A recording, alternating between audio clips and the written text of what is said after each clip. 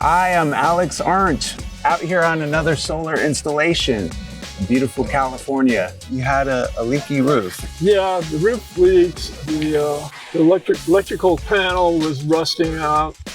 It was just a rusty mess. Electric bills were just ridiculous. And the other thing that always concerned me is if the electric bill is going to keep going up, you got to do something unless you want to pay that much money for electricity, which I didn't want to do.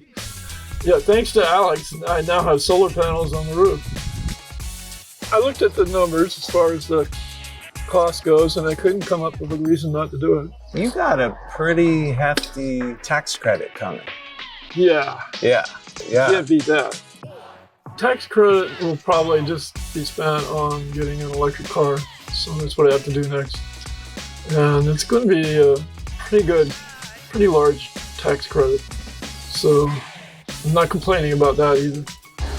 This is Form 5695, Residential Energy Credits.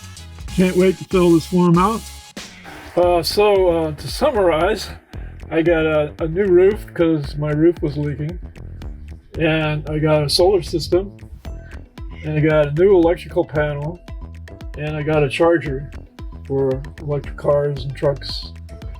And so that's 4 things. All in the same project, huh? All in the same project. I'm redirecting the electric bill, most of it, so that it pays for my solar panels on the roof and this equipment, and it pays for the electricity that I'm using.